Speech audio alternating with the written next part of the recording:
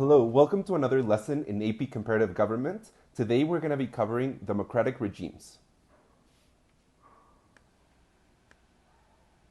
Our objectives for today are to define democracy and explain its components, to compare various explanations regarding why democracy has emerged in some cases and not in others, to compare executive, legislative, and judicial institutions and their constitution and degree of power, to distinguish among parliamentary, presidential, and semi-presidential democracies, and to evaluate the differences between the benefits of plurality, majority, and proportional electoral systems. The agenda for today is to talk about institutions of the democratic state, democratic systems, then we're going to move forward to political parties, we're going to talk about different electoral systems, and we're going to finish with civil rights and liberties.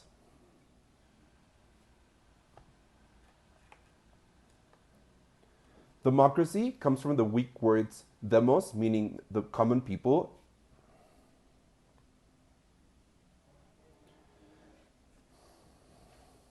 The first thing that we have to do is to understand democracy. When we talk about a democracy, we have to understand the basic principles that make a democracy what a democracy is. When we talk about a democracy, we're going to be ensuring some basic freedoms and rights. We're going to be ensuring some civil education. We're going to be ensuring free and fair elections, and we're going to be ensuring that the people are heard in the electoral process as well. Democracy comes from the words demos, meaning the common people, and kratia, meaning power or rule. It's based on this origin, we can define democracy at its most fundamental as a system in which political power resides with the people. Political power is exercised either directly or indirectly by the people through participation, competition, and liberty. We go back to ancient Greece to find the roots of democracy. They basically allowed the public, excluding women, children, foreigners, and slaves, to participate directly in the affairs of government. They chose policies and made government decisions based on the power of the people. The people were the state. In contrast, we have the Roman Empire, which laid out the concept of republicanism, which emphasized the separation of powers within a state and the representation of the public through elected officials, as opposed to the unaccountable power of the monarchy or the direct participation of people. So we have the creation of a republic. Today's form of a democracy is going to merge the two. It's going to merge the ideas of a direct democracy using the popular vote, and it's going to be merging the ideas of a republic by creating those systems of powers and checks and balances within the current democratic systems. There are two main forms of democracy. We can talk about direct democracy again, in which the public participates directly in governance and policy making. Historically, it's found in small communities such as ancient Greece. We also have an indirect democracy where the public participates indirectly through its elected representatives, the prevalent form of a democracy in modern age. We have to jump forward to the 13th century, where English nobles forced King John to sign the Magna Carta. This is a document that curved the rights of the king and laid the foundation for an early form of legislature and a key element of republicanism. In addition, the Magna Carta asserted that all freedmen, at the time only male members of the aristocracy, should enjoy the due process before the law. This assertion set the stage for the idea of liberty. So we have the first instance of liberty through the Magna Carta. Although the Magna Carta was limited in its goal and application, it presented the idea that no individual, not even the king, was above the law. This was incredibly important for governing governments across time. So what the Magna Carta implies is that we have this concept of rule of law, and nobody's going to be above rule of law. And in terms of a democracy, we need that rule of law to protect all people equally, regardless of if you're a king or if you're a peasant. Now, jumping forward in time, we're going to be moving through the Industrial Revolution, and we're going to be seeing the rise of the modern state. This came with the modernization of democracy.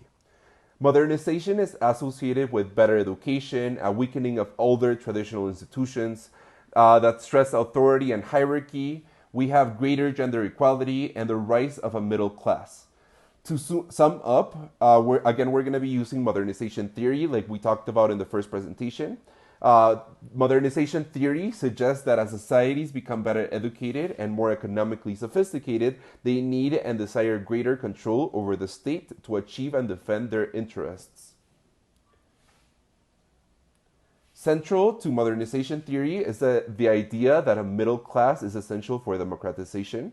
A significant segment of the population with the economy, resources necessary to advance and demand their own rights. This is what we call the middle class. While elites were key in consolidating democracy, the rising pressure of the middle class was monumental for the change into the modern state. More political participation developed into a civil society defined as organized life outside the state.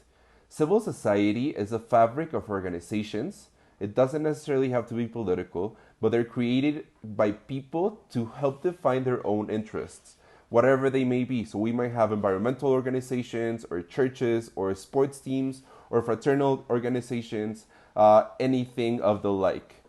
Under the right circumstances, these associations serve as a vehicle for democratization by allowing people to articulate, promote, and defend what is important to them. This is when we see also the rise of political parties.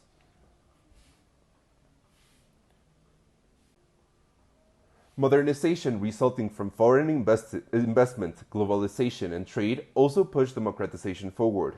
Civil society, too, can be strengthened by the transmission of ideas across borders by education, media, and non governmental organizations. These practices and culture became a defining factor for Western democratic individual and governmental practices. So, because we have all that education, we have that civil participation, we have those new structures of hierarchies within society, then we're going to be able to travel and enjoy those different structures elsewhere because those are going to be replicated across different countries. Again, due to globalization, due to that internationalism that we see after World War I. And it's going to be combining all those Western democratic ideals into what we call Western democracy overall.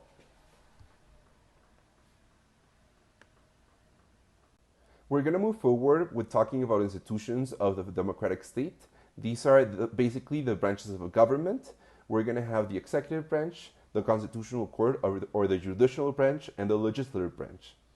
The executive is composed of a head of state or a head of government.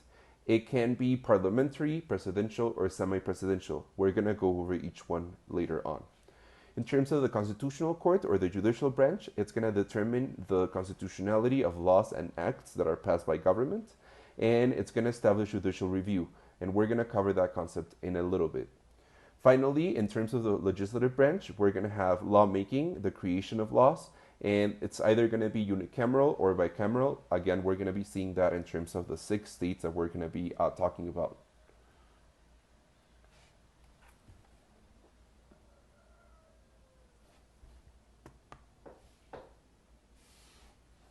The executive branch is the branch that carries out the laws and policies of the state. The executive comprises 2 distinct roles. The first is the head of state, a role that symbolizes and represents the people, both nationally and internationally, embodying and articulating the goals of the regime. Conducting foreign policy and waging war are also sometimes considered parts of the head of state's duties. In contrast, the head of government deals with the everyday task of running the state, such as formulating and executive domestic policies, alongside a cabinet of ministers who are charged with specific policy areas. We have a Minister of Education and Minister of Agriculture, or in Mexico we have a Secretario de Educación, Secretario de Agricultura, Secretario de Relaciones Exteriores. Countries combine or separate these 2 roles to different degrees. Heads of government are usually referred to as prime ministers. They serve as the main executive over the ministers in their cabinet. They may serve alongside a head of state, who may be a monarch or a president. The legislature is typically viewed as the body in which national politics is considered and debated. It is charged with making or at least passing legislation. As with executives, legislatures vary in their political powers and construction. The major distinction is between bicameral and unicameral systems. As you might guess from their names, bicameral systems are legislatures that contain 2 houses, whereas unicameral systems are those with one house. Most liberal democracies are bicameral.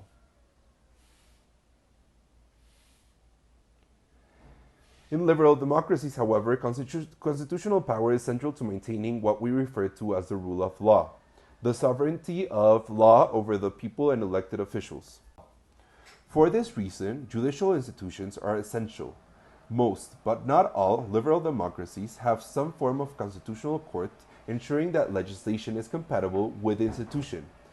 This is a relatively new development. In the 1950s, only a third of liberal democracies provided a judicial review, whereas now 90% do.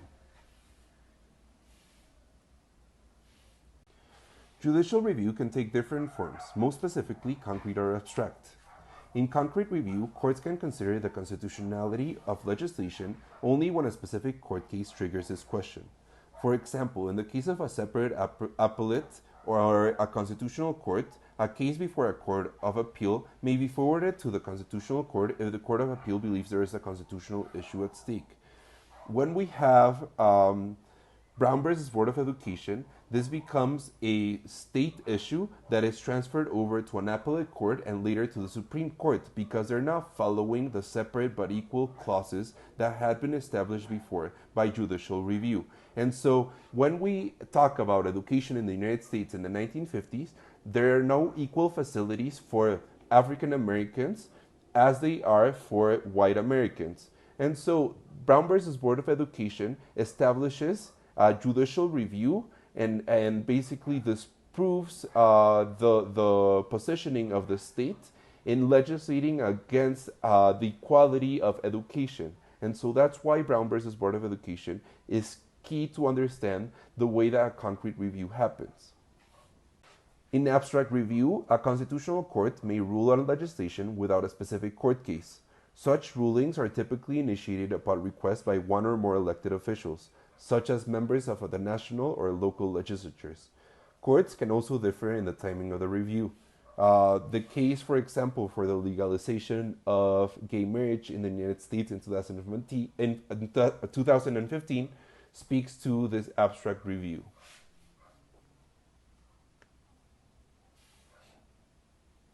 Our next item on the agenda is going to be models of democracy. We have three main models: the parliamentary, semi-presidential, and presidential model. The parliamentary model formulates legislation and domestic and international policies. It serves for an unfixed term and may be removed by a vote of no confidence. The Queen of England might also remove the Prime Minister and establish a new government system. In a semi-presidential system, there's a directly elected president and an indirectly elected prime minister who share power. The president helps set policy while the prime minister executes it. The president also manages foreign policy, and whatever office holds more power depends on the country. In terms of a presidential model, there's going to be a directly elected president which holds the majority of executive power as head of state and government. It directs a cabinet, which he chooses, and formulates, he or she, and formulates the legislation and international and domestic policies. Most presidents serve for a fixed term. However, there's re-election measures. And in the case of President Vladimir Putin, he has been elected multiple times as president, and he has also served as prime minister. Parliamentary systems can be found in most of the democracies around the world. Parliamentary systems comprise two basic elements. First, prime ministers and their cabinets, the other ministers who make up the government, come out of the legislature. And second, the legislature is also the instrument that elects and removes the prime minister from office. So the legislative branch is going to be the highest branch of power within that system. The overwhelming majority of power resides with the head of government, the prime minister. In contrast, the head of state may be a president who is either directly elected by the public or indirectly elected by the legislature, or a monarch who has inherited the office. This is what the cabinet looks like in terms of the balance of power between the different houses of commons within the British Parliament. The Prime Minister is elected from the legislature and therefore reflects the balance of power between parties in the legislature. Typically, they are the head of the party in the lower house that holds the largest number of seats. This tight connection between the executive and the legislature means that although these two branches of government separate powers and responsibilities, the Prime Minister is elected from the legislature and therefore reflects the balance of power between parties in the legislature. Typically, they are the head of the party in the lower house that holds the largest number of seats. This tight connection between the executive and the legislative means that although these two branches of power are separate, they share the same powers and responsibilities. A party with a majority of seats in the legislature can choose its own prime minister and cabinet with little concern for other parties. However, when a party holds a plurality of seats, that is, more seats than any other party but fewer than 50% of them, it must commonly forge a coalition government with one or more parties within that system. So because we have multiple parties in place, we do have to have a majority to choose the head of state, the head of government, which is going to be the prime minister. And so the prime minister is going to be elected by the large majority of parties or by the ruling party in the parliament. Yet prime ministers can often be removed relatively easy through what is known as a vote of no confidence. Parliaments typically retain the right to dismiss a prime minister at any time simply by taking a vote of no confidence. In such a vote, the absence of majority support for the prime minister will bring down the government. Depending on the constitution, this outcome may trigger a national parliamentary election or a search for a new government and prime minister from among the parties. Prime ministers also hold the right to call elections. So a prime minister can step down at a given time. The prime minister can be asked to step down by the queen, or the government itself, the parliament, can establish a vote of no confidence, and then we have to have a change in government and a change in prime minister as well.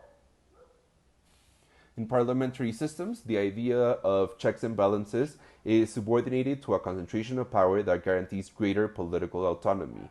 In addition, the fusion of the prime minister's power with that of the lower house and the weaknesses of the upper house means that fewer opportunities arise for real constitutional conflicts that would empower constitutional courts. So because a lot of things are established by the majority of the government, then therefore there's no such thing as a clash between the ideas and ideologies within that government.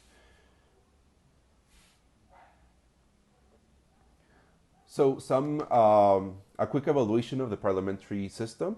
We're going to have benefits. Basically, the prime minister can usually get legislation passed because most of the government is on his side.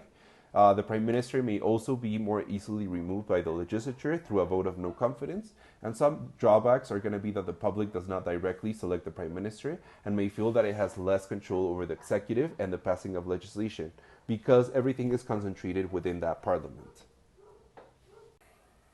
Moving forward with presidential systems, we're going to be talking about both the president and the legislature serving for fixed terms.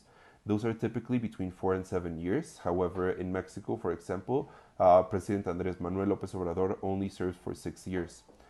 As a directly elected executive, the president is able to draw on a body of popular support in a way that no member of a legislature or even a prime minister can, because it's more of a direct democracy if you have a popular vote. As the head of state and the government, the president serves as an important national symbol as well as the overseer of policy. Finally, the president is able to choose a cabinet, many or perhaps all of whom are not members of the legislature. Since the president is directly elected, minority parties lack the kind of influence over the executive and that can be found in parliamentary systems, especially in a coalition government. We don't have coalition government in a presidential system. Within the system, there is a strong there's a strong system of checks and balances between all of its branches. When we talk about its benefits and drawbacks, the president is directly elected and can draw on a national mandate to create and enact legislation. We have executive orders. In terms of drawbacks, the president and the legislature may be controlled by different parties, leading to divided government. We see that in the United States right now. We don't see that in Mexico because both the legislature and the president are both from the same party. Office does not allow for power sharing, and the president may not be easily removed from office except through elections. We do have a fixed term in Mexico, and there's no chance of re-election. The final system is a hybrid between parliaments and presidencies. In semi-presidential systems, power is divided between the head of state and the head of government. A prime minister and a directly elected president both exercise that power. Presidents enjoy fixed terms, while prime ministers remain subject to the confidence of the legislature, and in some cases, the confidence of the president as well. In some cases, the prime minister is relatively independent from the president. The president exercises important powers but has limited control over the prime minister. In other cases, the prime minister is beholden to both the legislature and the president, thus giving the president greater authority over the selection, removal, and activity of the prime minister.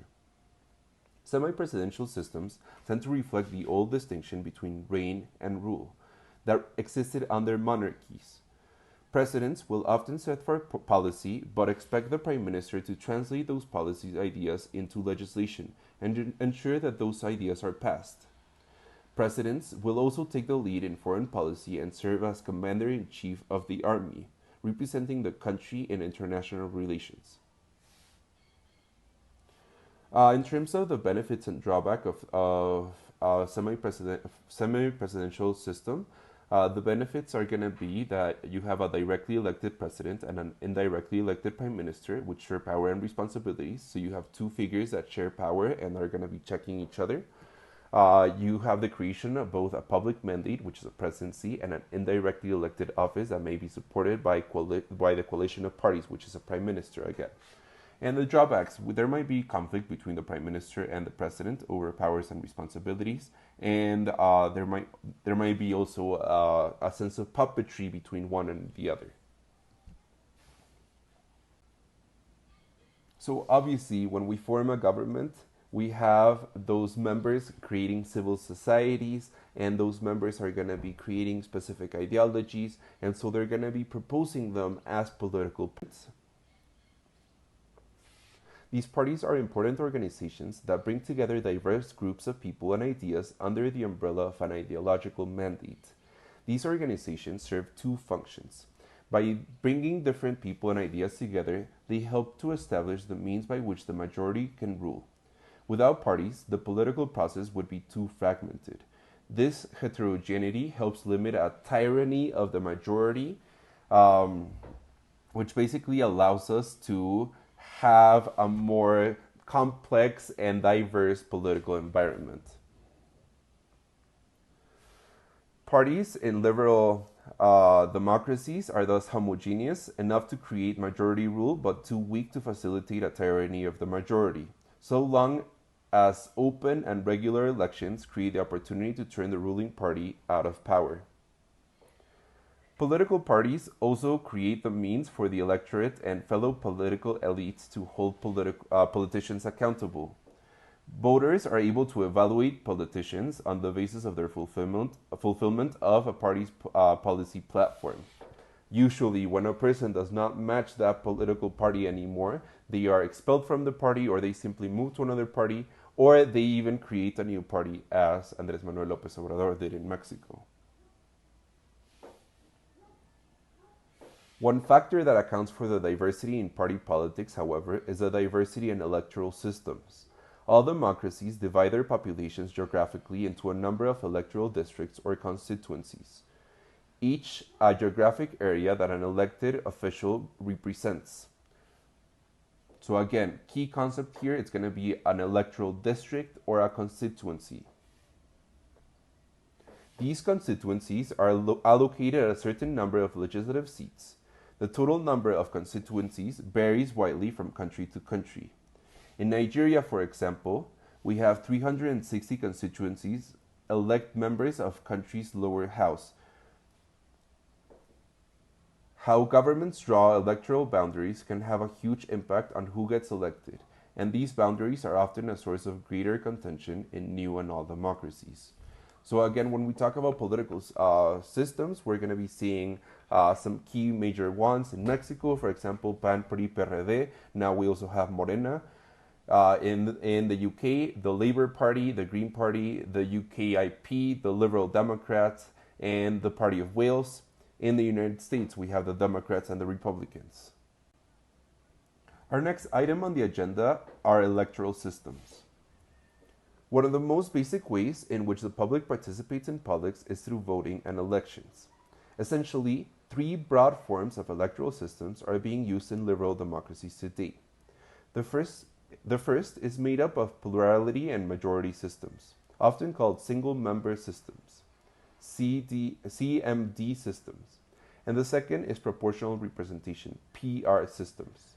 Many use a mix of CMD and PR systems. A minority of democratic countries around the world, including the United Kingdom, Canada, and the United States, India, Nigeria, and several other British colonies, rely on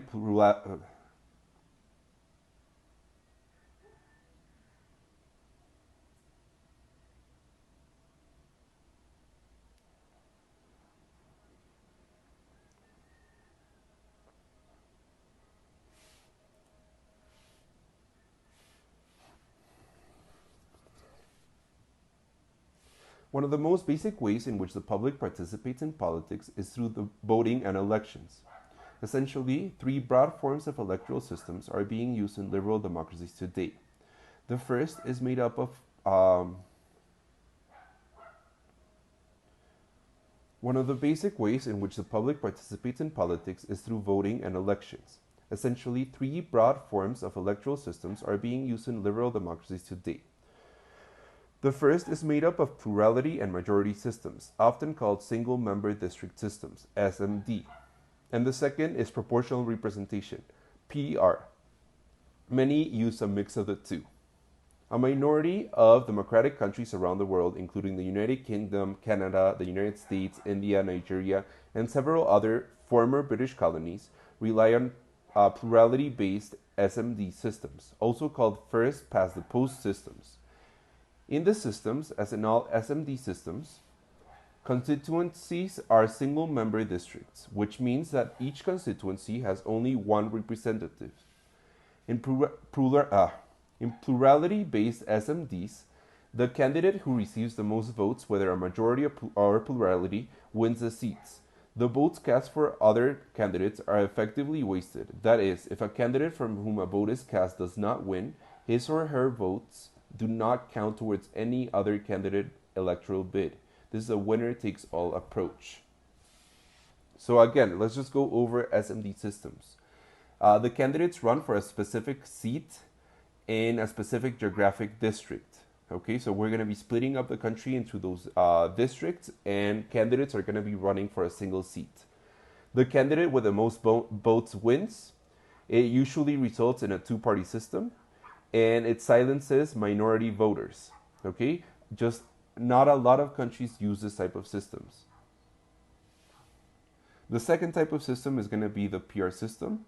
Voters cast their ballots for a party rather than for a candidate, and these percentage of votes party receives in a district determines how many of the district seats the party will gain. So a lot of parties can compete for seats, and depending on the amount of votes they receive, each party is going to get a specific number of seats. PR enables even a small percentage of the vote to win representation. Political parties draw up in advance a list of their candidates for each electoral district, often proposing as many candidates as there are seats. If a district has 10 seats and a party wins 50% of the vote in that district, the party will send the first 5 candidates on the party list to legislature. PR voters are therefore more willing to vote for small parties since they stand a better chance of winning at least some seats in the legislature. So again, let's go over PR systems. The country is not necessarily divided into constituencies, but it's seen as a single one. And because it's seen as a single one, there's going to be multiple seats for each of the states or the different levels of government within it. The voters are going to be choosing a party, and the party that gets the most votes forms the government. This is called the first past the post system. The SMD system is called the winner take all system. So that's the main difference between the two electoral systems. In a mixed system, votes are cast both for parties and for individuals. Some seats might be filled by individual races, some others might be filled by party outcomes. Mexico uses what is known as a mixed electoral system that combines plurality or majority SMDs with PR. Voters are given 2 votes, one for a candidate and the other for a party. These 2 votes can be divided on one ballot paper itself, or voters may participate in 2 separate elections, one for the PR candidates and one for the SMD candidates. So when you go vote in Mexico, you have a choice. You can either vote for an entire party, and so all the positions within that vote are going to be given to whichever member of that party is representing that position. You can also vote for individuals. So, for example, you don't necessarily want to vote Morena for both Congress and the president. So, for the president, you're going to be voting for a specific individual, and for the Congress, you're going to be voting for Morena. So, it depends on how you want to distribute your vote, and you can make it simple or make it more complicated as you please, depending on who you want to vote for or what party you want to vote for. So a quick overview again. For single member districts, votes cast for individuals. For proportional representation systems, votes are cast for parties. And in a mixed system, votes are cast for both parties and individuals. In single member systems, the candidate with the largest share wins the seat or majority. In proportional representation, seats are divided among parties on basis of share of votes. And in mixed systems, some seats might be filled by individual races, some by a party outcome. In SMD systems, we're going to have fewer and larger parties. In PR systems, we're going to have a lot of small parties. And in mixed systems, we're going to have a mixed outcome. Why am I going over this so much? Because this is the hardest for me to understand. And I think it's kind of difficult to understand these terms if you haven't actually voted yet. So that's why I'm going over it multiple times.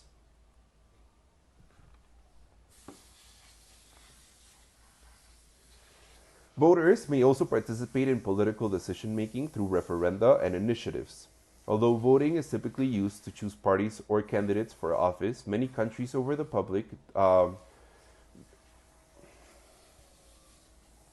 voters may also participate in political decision.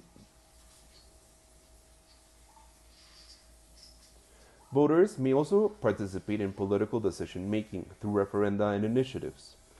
Although voting is typically used to choose parties or candidates for office, many countries over the public,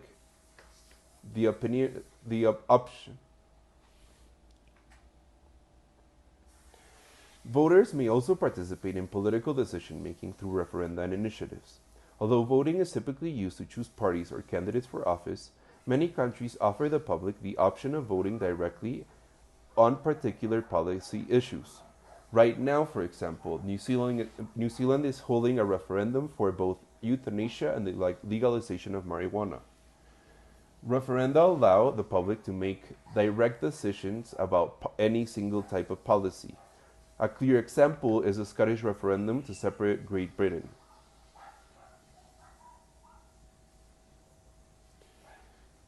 In some countries, the citizens themselves may collect signatures to put a question to a national vote in what is known as an initiative.